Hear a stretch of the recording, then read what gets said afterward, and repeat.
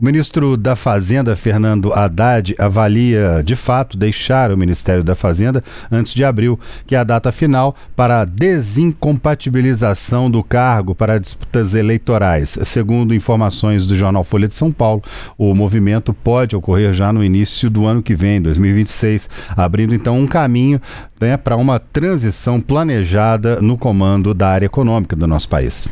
Pois é, André, ainda segundo a apuração do jornal, o ministro quer acompanhar a implementação efetiva da isenção do imposto de renda para quem ganha até R$5.000, que é uma das principais apostas aí da gestão dele. Segundo informações de bastidores, para o lugar dele já estaria sendo preparado o secretário executivo Dário Durigan. Pois é, no campo eleitoral, Haddad tem descartado disputar cargos em 2026, como o governo de São Paulo, o Senado. Ô Lu, tudo indica que Haddad deve mesmo atuar na coordenação da campanha de Lula à reeleição de 2026 aí, porque afinal de contas Haddad é um dos principais nomes da esquerda. Lula até chegou a indicá-lo como candidato à presidência à época em que estava detido na Polícia Federal. Agora, pelo jeito, Haddad vai se dedicar à campanha. Será que vai deixar a economia para virar marqueteiro ou não?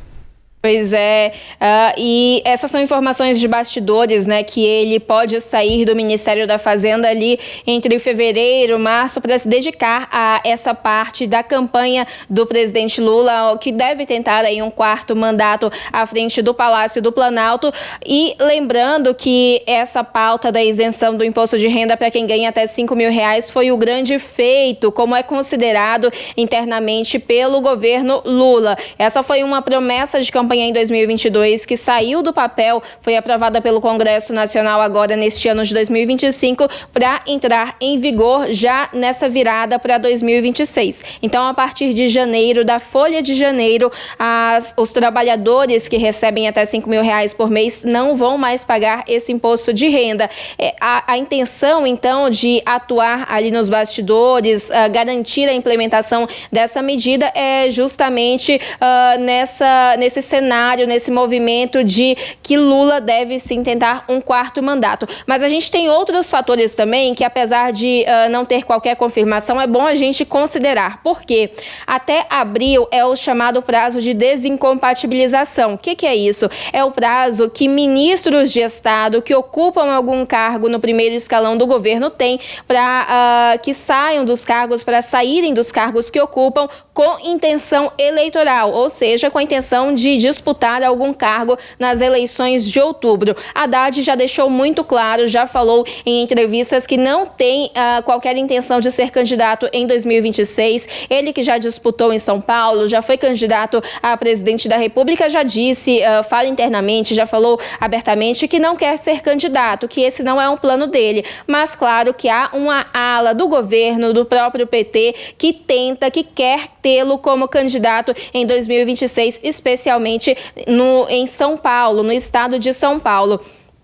Hoje, por exemplo, nós tivemos aqui em Brasília um café da manhã do líder do PT na Câmara, Lindbergh Farias, com jornalistas, e essa foi uma declaração aberta de Lindbergh. Ele disse que o PT não pode abrir mão da participação de Fernando Haddad no processo eleitoral de 2026, e disse que Haddad deve contar com um aval, um convencimento do presidente Lula para que seja candidato. Então, a gente tem cenários que vão nas duas linhas, né, no campo das possibilidades. A gente tem falado muito aqui que as eleições já estão aí, já estão batendo a porta, mas, ao mesmo tempo, a gente tem muito tempo para que articulações sejam feitas, para que convencimentos sejam feitos. Inclusive, é bom destacar isso, com essa declaração já feita de Haddad, que não quer ser candidato, mas essa intenção do partido dele, do PT, de que ele seja sim um nome colocado, especialmente ali no estado de São Paulo. Ô Lu, agora o PT tem um desafio muito grande o ano que vem, né? Porque, como a gente viu um dos seus últimos discursos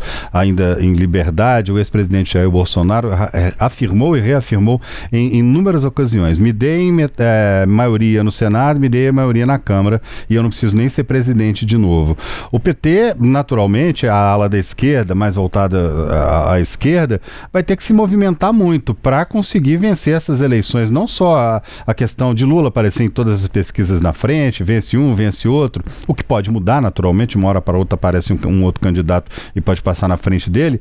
No entanto, a questão do Senado e da Câmara dos Deputados ainda é um desafio muito grande, porque a gente sabe que, de um modo geral, as pessoas, a ala da direita, né, a ala contra o governo hoje, ela também tem muita força, e essa força pode ser direcionada de um candidato à presidência da direita para eleger mais senadores, mais deputados, e a partir desse momento ter ali um território mais favorável para conseguir tanto um impeachment, quem sabe, de um ministro da Suprema Corte, Alexandre de Moraes, naturalmente, como o alvo principal, quanto para fazer alterações muito significativas e até um possível indulto ao ex-presidente. Então, a gente tem o ano que vem Senado e Câmara como pontos absolutamente fundamentais, né, para que a direita consiga voltar a ganhar espaço, né, Lu?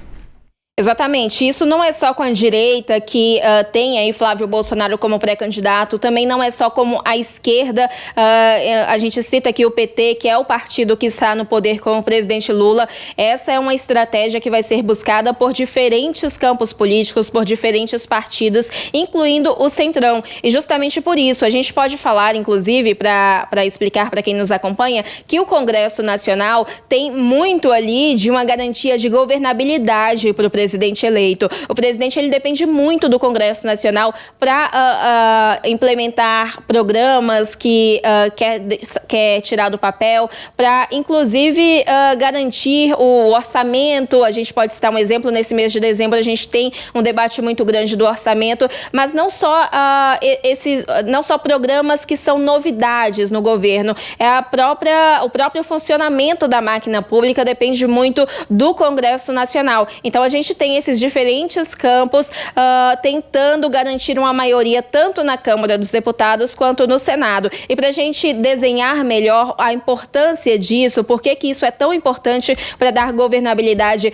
para o presidente, a gente usa um exemplo, inclusive, do governo atual. Ali, ainda em 2023, primeiro ano do governo Lula 3, nós vimos uma dificuldade, um risco que Lula correu ali até os últimos segundos de não ter o desenho que ele pensou para a esplanada dos ministérios. Se isso não acontecesse, se esse projeto dele com os ministérios que ele queria não fosse aprovado pelo Congresso Nacional, Lula poderia ser obrigado, pelo menos ali naquele momento, a conviver com o desenho de esplanada ainda do governo Jair Bolsonaro, que é um governo completamente antagônico ao dele.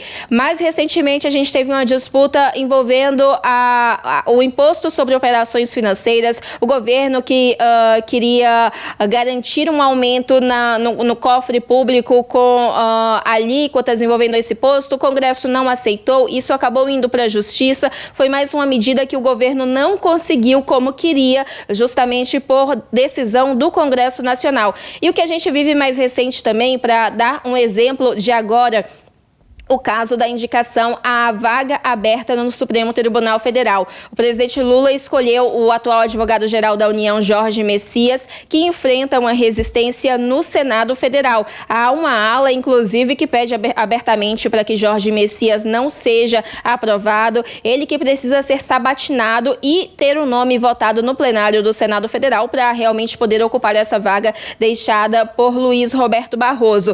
Para ser aprovado ali, ele precisa no plenário, em uma segunda etapa de votação, de pelo menos 41 votos dos 81 senadores totais. E Lula corre esse risco, pelo que a gente observa, por uma resistência que tem um envolvimento também com uma indicação que não foi feita do ex-presidente do Senado, Rodrigo Pacheco, de Minas Gerais. Claro, isso conta muito, mas essa garantia de governabilidade, de conseguir um apoio majoritário no Congresso Nacional, é justamente para evitar esses esses riscos. Essa questão de Jorge Messias ainda está pendente no Congresso Nacional. Ele foi realmente indicado pelo presidente Lula, mas deve ser votado somente no ano que vem, quando o Congresso retornar do recesso legislativo ali a partir de fevereiro. Mas é isso que acontece. Então essa é sim uma estratégia do PT, do PL, de partidos do Centrão, de diferentes campos em 2026, para que realmente consigam avançar em pautas que essas alas, que esses grupos têm interesse no parlamento. Tá certo, Lu. Muito obrigada. E olha só, já temos resultado de enquete por aqui, viu, Opa, André? Vamos ver aqui como é que tá a nossa pergunta aí, Cília. Nossa pergunta é: você é a favor da dosimetria para condenados por tentativa de golpe de Estado, incluindo o ex-presidente Jair Bolsonaro? Olha só, sim, 48%, não, 52%. Então, não vence a nossa enquete de hoje, o resultado apertado ali, mas a maioria das pessoas que acompanha aqui, a maioria não é a favor, portanto, da dosimetria para os condenados por tentativa de golpe, incluindo o ex-presidente Jair Bolsonaro. Não vence hoje. Hoje tá certo. Resposta da maioria, portanto.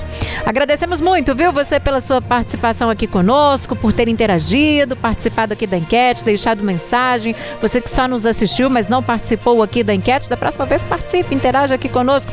Mande o link aí, chame os amigos para nos acompanhar por aqui, sempre segunda a sexta, né, André? Segunda a sexta, 7 da noite, a gente está sempre junto aqui com você, trazendo as informações mais importantes.